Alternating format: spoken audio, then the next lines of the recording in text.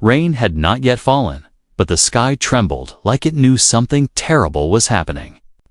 At the front steps of St. Helena Memorial Hospital, a little girl stood shaking, her small fingers gripping the sleeve of her mother's coat. Her name was Mia, only 7 years old, too young to carry fear this heavy. Her mother, Alina, could barely stay upright. Her breaths short, sharp, and frightening. But the men at the temporary construction gate didn't care. To Security Contractors Board, irritated and convinced of their own authority, blocked the entrance as if guarding a treasure. Their orange vests glowed like warnings, but their voices were colder. "Back up, lady," the tallest snapped. "Emergency entrance is closed." "You wait. My mom can't wait." Mia cried, her voice cracking. "She can't breathe." The second man smirked, tilting his chair back. "Everyone's got problems, kid. Rules are rules." Alina swayed, clutching her chest. "Please, let me inside. I just need, save it," the tall one interrupted. "You're not dying. Sit down and chill." A small crowd gathered but stayed silent. No one stepped forward. No one helped. It was easier to pretend not to see. Mia tugged at their vests, pleading through tears. "Please, please help my mommy. She's sick." The men laughed. Actually laughed. "Control your kid," one muttered. "Yeah," the other agreed. "This isn't our problem." Then Elena's knees buckled. She hit the ground hard, gasping, her skin pale as paper. "Mommy?" Mia screamed, dropping beside her. Still, the men did nothing. One pulled out his phone. The other rolled his eyes, and then a sound rose from down the street. A low, deep vibration. A growl of engines, powerful and steady. The kind of sound that made people turn their heads before they even understood why. 5 motorcycles appeared, rumbling like thunder on the asphalt. They slowed, circling once before stopping across from the hospital gate. Their jackets were black, marked with symbols Mia didn't understand but felt strangely safe seeing. The leader dismounted first, broad man with silver in his beard and calm fire in his eyes. He looked like someone who had seen every kind of darkness and still chose to stand in front of it. His name was Rylan, though Mia didn't know that yet, but he saw everything. The child crying, the mother collapsing, the men blocking the door. His jaw tightened. Mia looked up at him with desperate hope. "Please, those men won't let my mommy in." Rylan lowered himself to her height, his expression softening. "They won't let your mommy in," he repeated quietly. She shook her head, wiping tears with the back of her small hand. Rylan rose. And when he did, something shifted in the air like the moment before lightning strikes. The other bikers stepped behind him. Silent but steady, Rylan walked toward the gate with slow, determined steps. The tall contractor stood, trying to look tough. "Hey, you can't," Rylan didn't shout. His voice didn't need volume. "Move." Just one word. Firm, final. The contractor opened his mouth to argue, but Rylan's stare froze him mid-breath. The second man shot up from his chair, suddenly unsure of everything. The bikers stood behind Rylan like shadows of judgment, each watching without blinking. The men stepped aside. Rylan bent down, lifting Alina carefully, as if she were something precious instead of someone ignored. "She's going in," he said, and for the first time that day, no one dared to stop them. Mia followed, clutching her mother's hand as the hospital doors slid open at last. Inside the hospital, chaos moved quickly. Nurses rushed toward Alina as Rylan gently laid her onto a rolling bed. Her breaths were thin and ragged, each one sounding like it fought to stay alive. Mia held tightly to her mother's fingers, refusing to let go, even when the nurse tried to guide her aside. "It's okay, sweetheart," Rylan murmured, resting a reassuring hand on her shoulder. "They're helping her now. But Mia's eyes were wide with fear. What if they don't? What if they don't care like those men outside? Rylan paused. Something in her trembling voice struck him deeply, something too familiar. A memory he rarely let surface. He knelt again, meeting her at eye level. "I promise you," he said, his tone calm but unshakable. "Nobody in here is going to ignore your mommy. Not while I'm standing right here." The nurse, noticing the girl's panic, softened. "She's in good hands. You can stay close, sweetheart." As they wheeled Elena away, Mia clutched the edge of the bed, walking fast so she wouldn't fall behind. Rylan followed a step behind them, his boots echoing against the tile floor. The staff guided them into a treatment room, closing the curtain halfway. Mia stood frozen at the entrance, staring at her mother's pale face. Rylan waited silently at her side. He didn't try to rush her. He didn't speak. He simply stood there, a quiet guard in a place that suddenly felt too big for a little girl. Minutes passed. Doctors examined Elena, adjusting equipment, giving orders. The beeping machines filled the room with a rhythm that made Mia flinch, finally. A doctor approached Rylan. "Sir, are you family?" Rylan glanced at Mia, then answered, "Today, I am." The doctor gave a small nod and lowered his voice. "She's dehydrated, severely exhausted, and her heart rate is unstable. We're treating her. The little one should stay calm." "I'll make sure she does," Rylan replied. When the doctor left, Rylan crouched again beside Mia. "Hey," he said softly, "your mommy is fighting. And the doctors are fighting with her. She's not alone." Mia sniffed, eyes glistening. "You don't even know us. Why are you helping?" Rylan exhaled slowly, his face gentler than before. "Because a long time ago, someone helped me when I didn't deserve it. And I learned something that day." He tapped her chin lightly so she'd look at him. "No one gets left behind. Not on my watch." A quiet moment passed. Mia reached out and wrapped her tiny arms around his neck. Rylan froze for a second. Hugs were not something he received often. But then he placed a steady hand on her back. "You're safe," he whispered. "Both of you." Before he could say more, a nurse poked her head through the curtain. "Sir, security is asking questions about an incident outside." Rylan's expression hardened instantly. "I'll handle it." Mia grabbed his vest. "Don't go. What if Mommy wakes up?" He gently pried her hand loose. "I won't be far. I promise." He stood and stepped out into the hallway, his shoulders rolling back into the posture of a man who had faced down storms far worse than hospital contractors outside the room. 3 hospital security guards waited, tense and uncertain. One spoke first. "We heard there was a confrontation." Rylan looked directly at them, calm but unyielding. The only confrontation was to men refusing to help a dying woman. The guard hesitated. "The contractors called us. They said you threatened them." Rylan tilted his head slightly. "Did they mention the part where they kept a sick mother outside as if she wasn't human?" Silence. Rylan stepped closer, lowering his voice. "You want to take a report. Start with that." The guards exchanged looks. None of them dared push further. Rylan exhaled and returned to the room, where Mia sat holding her mother's hand. Whispering small prayers, he took a seat beside her, arms crossing as he settled in like a sentinel. He wasn't leaving, not until Elena opened her eyes, not until the little girl stopped shaking, not until the world finally gave this family the kindness it had taken away. Hours passed, though Mia couldn't tell how many. Time felt strange inside the dimly lit hospital room. She sat curled in a chair beside her mother's bed, her hand wrapped tightly around Elena's fingers. The steady beeping of the heart monitor was the only sound she trusted. Rylan stayed beside her the entire time. He didn't pace.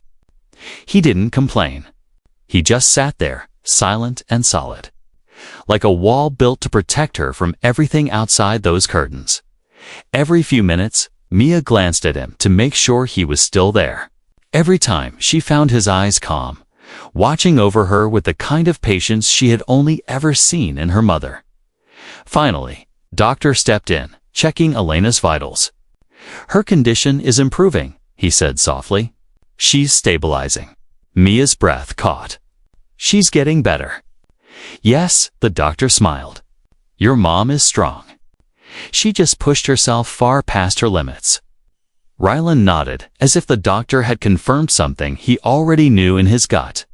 "When will she wake?" "Soon. Let her rest." When the doctor left, Mia turned to Rylan. "Thank you for staying." "They usually don't." Rylan raised an eyebrow. "Who's they?" Mia fiddled with a loose thread on her dress. "People, grown-ups. When things get hard, they go away. They don't want trouble." Rylan leaned forward, resting his forearms on his knees. "Mia, sometimes people walk away because they're scared. Sometimes because they don't care. But that doesn't mean everyone will." She looked up. "You didn't walk away." "No," he said firmly. "And I won't." Before Mia could reply, the curtain whipped open. The two contractors from outside stormed in, accompanied by a supervisor. Their faces were twisted with anger, embarrassment, and something uglier pride wounded by being challenged. "That's him." The tall one barked, pointing at Rylan. "He threatened us. Intimidated us. We want him removed." Mia jumped, instinctively shrinking behind Rylan's arm. Rylan didn't stand. He didn't raise his voice. He simply asked, "You barged into a patient's room to complain about your ego." The supervisor frowned, clearly unsure of the situation. "Sir, these men claim they blocked my mother," Mia said suddenly. Stepping out from behind Rylan, her small voice shook, but her courage didn't. "My mommy couldn't breathe." And they laughed. The room froze. Even the machines seemed too quiet for a moment. Rylan turned his head slightly toward her, surprised but proud. The supervisor's expression shifted instantly. "Is this true?" The contractors sputtered. We didn't know how bad it was." "She looked fine." Rylan repeated, rising slowly to his feet. She collapsed on the pavement. Mia pointed at them with trembling anger. "You didn't help. You didn't even care." The supervisor's composure cracked into disgust. "You two are done for today. Get out now." The contractors protested, but aerial security this time stepped in to escort them out. As the chaos faded, Mia stared at Rylan with wide eyes. "You stood up for us." Again, Rylan softened. "You stood up too. I just added a little thunder behind you." She giggled through her tears, the first sound of lightness since the ordeal began.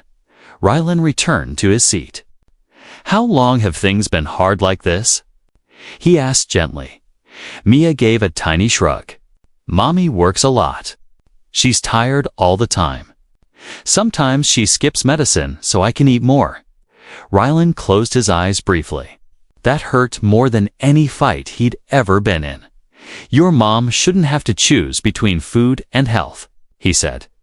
Mia glanced at him curiously. "Why do you care so much?" "You don't look like the type people expect to help," he chuckled. "That's exactly why I help." Before she could ask more, the soft rustle of sheets made her gasp. "Elena?" Rylan asked quietly. Mia rushed forward. Her mother's eyes fluttered open. "Mommy." Mia sobbed, hugging her gently. Elena blinked, disoriented, then saw Rylan standing nearby, arms crossed. Worry hidden behind a rough exterior. "You?" she whispered. "You helped us." Rylan nodded once. Elena's eyes filled with tears of gratitude, and with a faint, shaky voice, she whispered the words that would change everything that came next. Why would a man like you help someone like me? Rylan exhaled slowly.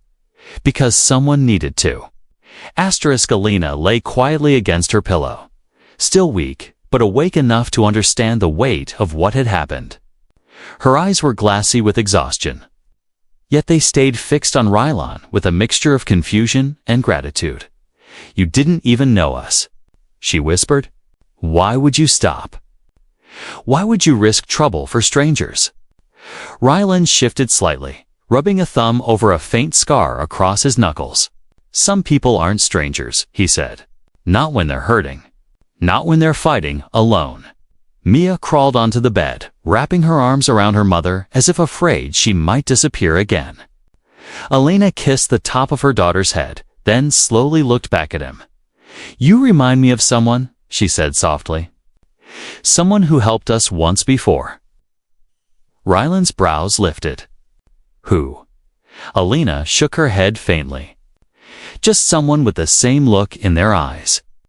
The look of a person who's seen too much but still chooses to protect others. Rylan didn't answer. He simply pulled a chair closer and sat down, his posture calm. Steady-like, he intended to stay as long as needed. The room fell into a comfortable quiet until the curtain slid open again. A social worker stepped in with a clipboard, her expression warm but professional. Ms. Elena, she said gently, we reviewed your file. You've missed several follow-up appointments. Your condition worsened because you've been rationing medication. Elena looked down, ashamed. I couldn't afford everything. I tried my best. Mia squeezed her hand. Mommy always tries. The social worker sighed, her voice kind. We'll help you now. But we need to know if you have support at home.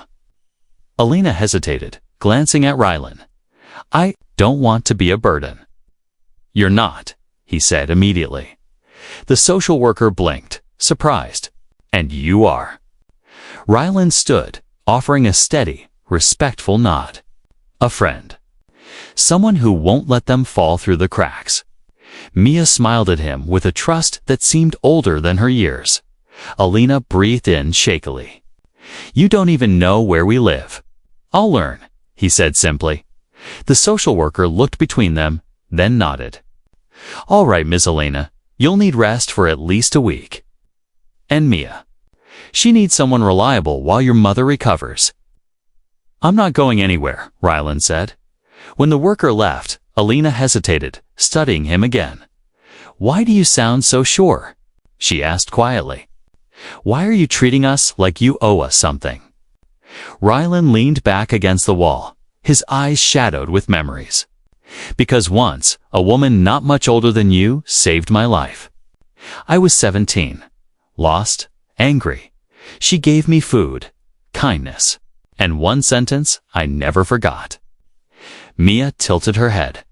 What did she say? He looked at the little girl with a gentle seriousness. She said, if you can help someone stand today, you save what they can become tomorrow. Elena exhaled, touched.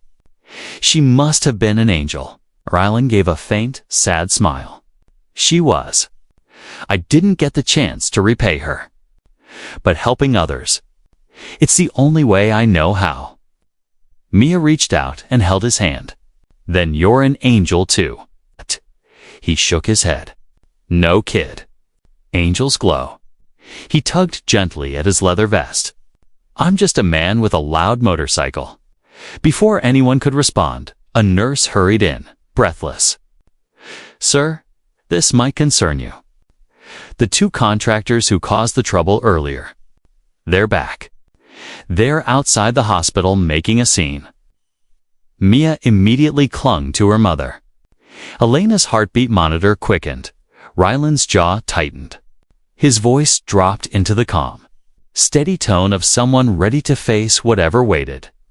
Stay with your mom, he said to Mia. I'll handle this. Be careful, Elena whispered. Rylan gave a small nod. Always. He stepped outside the room, shoulders squared, footsteps echoing like quiet thunder.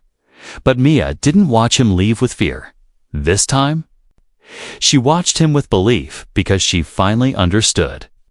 This man wasn't just helping them, he was protecting them, and whatever waited outside. He was ready for it. The hospital hallway grew quieter the moment Rylan stepped out. His steps were slow, controlled, carrying the weight of a man who had no interest in fighting, but would never back down. If someone threatened the vulnerable Dot when he reached the lobby. A nurse pointed nervously toward the glass entrance. They're outside, yelling at the security desk. Rylan looked through the doors.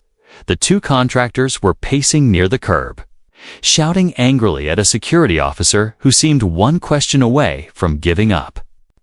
Their faces were flushed with fury, fueled not by justice, but the bruised pride of men, who despised being challenged in front of others. The taller one jabbed a finger toward the building. That biker had no right to put his hands on us. He thinks wearing leather makes him important. The other sneered, kicking a trash can. He made us look stupid. He scared that brat into lying for him. Rylan pushed open the doors before the guard could respond. The sound of the hinges made both men spin around. Their expressions shifted from rage to discomfort, then back to forced bravado. "Oh, look," the tall one barked. The tough guy showed up. Rylan didn't raise his voice. He didn't need to. His presence settled the air around them like a quiet warning. "You two need to leave," he said evenly. "The girl and her mother don't need more trouble." The shorter man scoffed. "She faked it, man. People fake being sick all the time." Rylan stepped forward, eyes hardening. "You watched her collapse." "Yeah, well, asterisk." "You laughed," Rylan continued, voice deepening, "while a 7-year-old begged you." The taller man swallowed, trying to hold eye contact and failing. "Why do you care? They're nothing to you." Rylan's jaw clenched. "They're people." "That's enough." The shorter man shoved his hands into his pockets, trying to look unfazed. "Whatever. We just want you to admit you threatened us."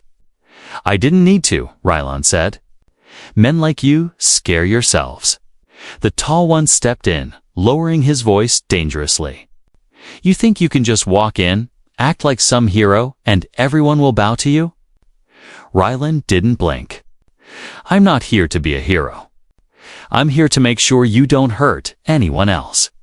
The tension thickened. A small crowd of patients and nurses watched from inside the lobby. The contractors glanced toward them, realizing eyes were on them again. Not in admiration, but in judgment. The shorter man tugged at his friend's sleeve.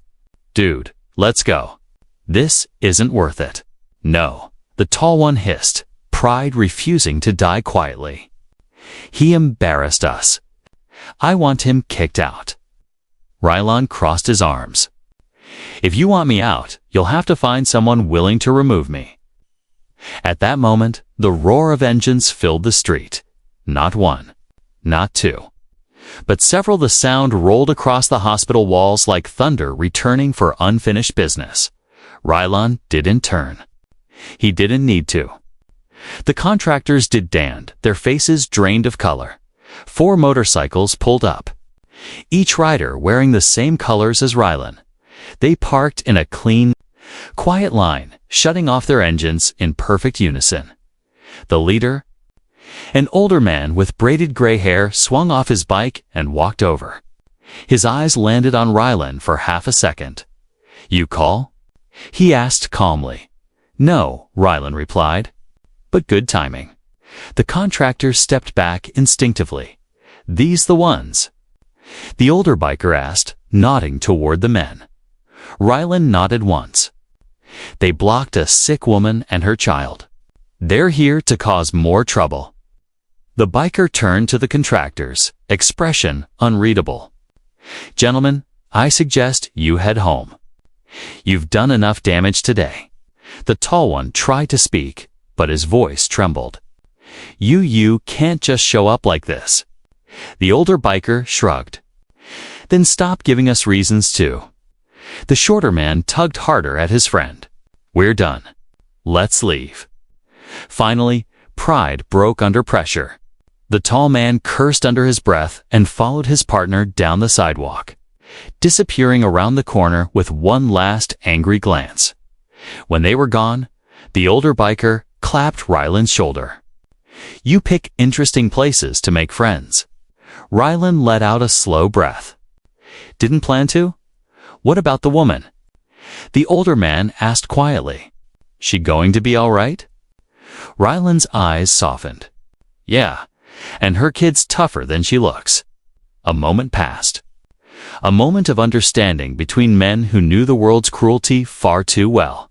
Need anything inside? The older biker asked. Ryland shook his head. They've had enough noise for one day. I'll handle the rest. The bikers nodded, respectful, then remounted their motorcycles as the engines faded into the distance. Ryland turned back toward the hospital doors. Not as a biker, not as a threat, but as a man who had taken responsibility for a family that the world had almost crushed. He stepped inside again, ready to face whatever waited next. When Ryland returned to the hospital room. Mia looked up instantly, eyes wide with worry. She hurried to him, grabbing his hand as though anchoring him in place. Did they hurt you? She whispered. Ryland shook his head gently. No, kid. They're gone. They won't bother you or your mom again. Mia exhaled with relief, the tension melting from her small shoulders. She leaned into him, trusting him the way a child trusts the sun to rise. Alina watched from her bed, tears forming. You didn't have to deal with them. We've already caused you enough trouble. Ryland stepped closer, his voice firm but warm. You didn't cause anything. Those men did. You were just trying to survive. Mia climbed onto the bed again, pressing close to her mother. Alina brushed her daughter's hair aside, her fingers trembling with both weakness and gratitude. Before today, Alina whispered, I thought the world had no kindness left. But you walked out of nowhere like an angel, Mia finished softly. Ryland chuckled, shaking his head. I've been called a lot of things, but never that. Yet when he looked at the two of them, fragile, exhausted, still holding on to hope, his smile faded into something gentler. Maybe, he said quietly, we all get to be angels for someone.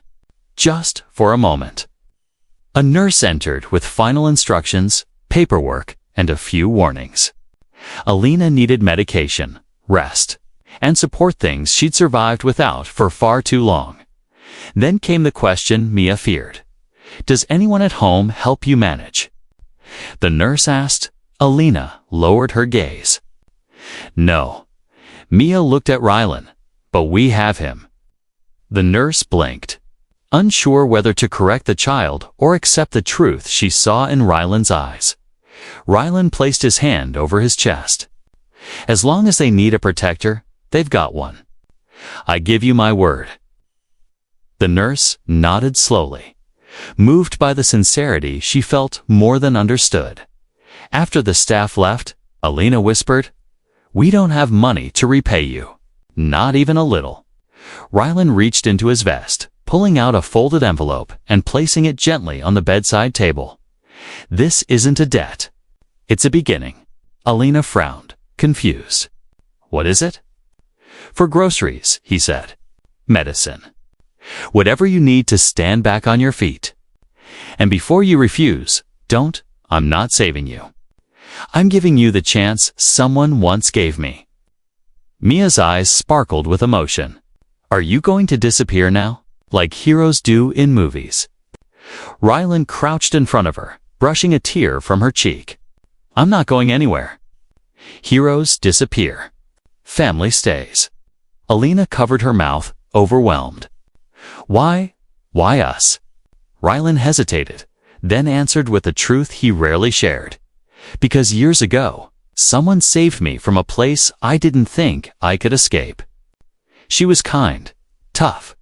She believed people deserved a second chance, even when the world didn't. He looked at Alina with meaning. She had your eyes. For a moment, the room was still. Elena's breath trembled. Mia held her mother tighter. Rylan stood, clearing his throat as if stepping back from the weight of his own memory. My brothers will bring supplies later. Food. Clothes for Mia. Whatever you need. You don't have to. Elena started. I want to, he interrupted softly. The room fell into a gentle silence, one filled, not with fear, but with something rare and warm. Safety. Hope. A future that didn't feel impossible anymore. Mia took Rylan's hand again. If you're not an angel, what are you? Rylan smiled, the lines around his eyes softening. Just a man who refuses to walk away. Elena's tears finally fell. Thank you for saving us. He shook his head. You saved yourselves. I just opened the gate. As he turned to leave, Mia called after him. Rylan. He stopped at the curtain. You came when we needed you most, she said. Mommy was right. Angels don't always have wings. Rylan gave a small nod, almost a bow, before stepping out into the hallway. Outside, the afternoon sun broke through the clouds, lighting the hospital entrance where everything had begun. And for the first time in a long time, the world felt a little less cold, because somewhere between the roar of engines and the cries of a desperate little girl, humanity had remembered itself.